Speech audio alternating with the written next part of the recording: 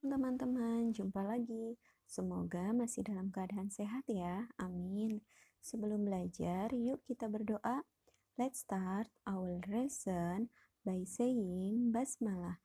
Bismillahirrohmanirrohim. Kali ini kita akan belajar tentang membuat dan memahami data dalam bentuk diagram gambar. Sekarang kita fokus ya pada materi membuat data dalam bentuk tabel sebelum membuat diagram gambar. Namun terlebih dahulu, teman-teman harus memahami kata-kata yang sering muncul pada materi ini. Antara lain adalah data. Data adalah keterangan atau informasi tentang sesuatu. Data biasanya dikumpulkan dengan cara bertanya, mengamati, atau membaca buku. Data akan lebih mudah dipahami jika dibuat dalam bentuk tabel. Data pada tabel ada yang dibuat dalam bentuk turus. Turus adalah banyaknya data yang digambarkan seperti garis lurus. Namun, untuk garis kelima digambarkan dengan garis miring.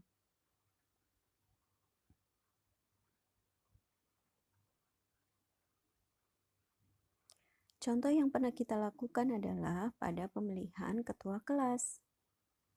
Kita misalkan dalam pemilihan ketua kelas calonnya ada 3, yaitu Abdul, Nusa, dan Syifa.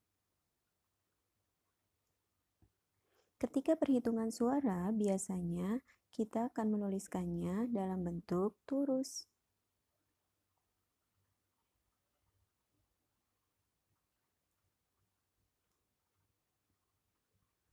Baru setelah itu kita jumlahkan sehingga kita mengetahui banyak pemilih dari setiap calon ketua kelas. Pada tabel, teman-teman bisa lihat Abdul mendapat 15 orang pemilih.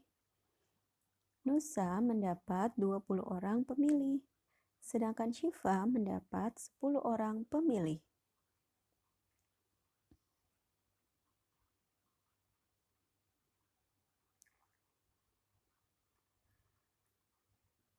Tabel data pemilihan ketua kelas tadi dapat kita ubah dalam bentuk diagram gambar. Caranya adalah buat garis vertikal, yaitu garis lurus dari atas ke bawah. Garis ini biasanya berisi angka, contoh, banyaknya siswa yang memilih. Lalu buatlah garis horizontal, yaitu garis melurus mendatar. Biasanya garis ini berisi keterangan, contoh, nama siswa calon ketua kelas. Setelah itu, teman-teman beri angka pada garis vertikal. Pada contoh yang teman-teman lihat, setiap angkanya berbeda 5 ya. Lalu pada garis horizontal, teman-teman isi dengan nama calon ketua kelas. Kita ingat kembali tabel sebelumnya.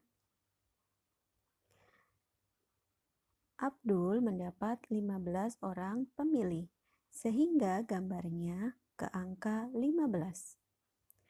Nusa mendapat 20 orang pemilih, sehingga gambarnya ke angka 20. Sedangkan Syifa mendapat 10 orang pemilih, sehingga gambarnya ke angka 10.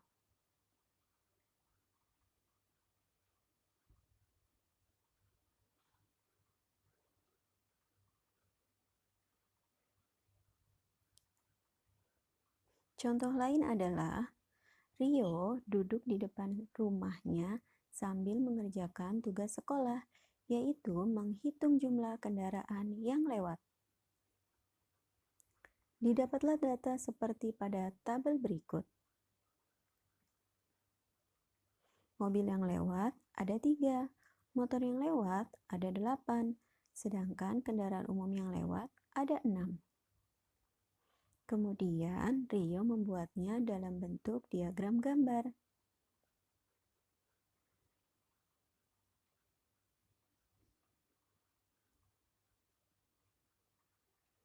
Bagaimana teman-teman? Mudah kan?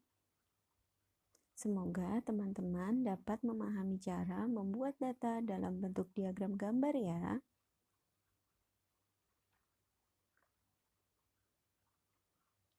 Selanjutnya, kita coba memahami data dalam bentuk diagram gambar. Perhatikan baik-baik ya.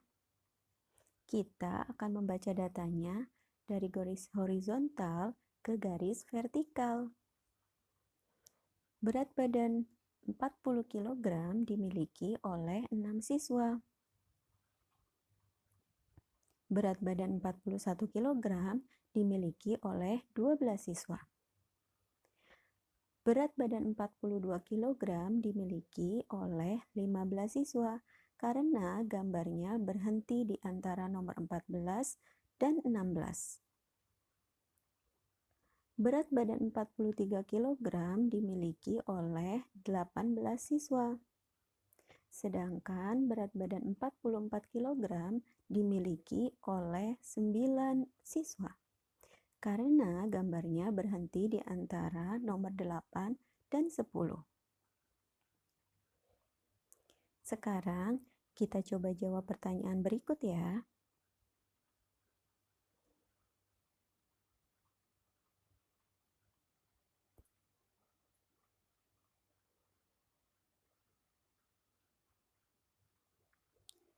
Pertanyaan pertama, berapa banyak siswa yang berat badannya 40 kg?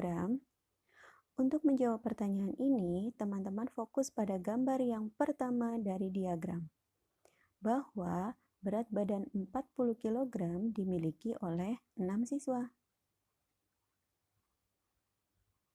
Pertanyaan kedua, berat badan terbanyak adalah. Untuk menjawab pertanyaan ini, teman-teman fokus pada gambar yang paling tinggi, yaitu 43 kg. Pertanyaan 3, berapa selisih jumlah siswa yang berat badannya 43 kg dengan 41 kg? Untuk menjawab pertanyaan ini, teman-teman mengurangkan jumlah siswa yang berat badannya 43 kg dengan jumlah siswa yang berat badannya 41 kg. Hasilnya adalah 6 orang. Pertanyaan keempat, berapa jumlah siswa yang berat badannya 40 kg dan 41 kg? Untuk menjawab pertanyaan ini, teman-teman menjumlahkan siswa yang berat badannya 40 kg dan siswa yang berat badannya 41 kg. Hasilnya adalah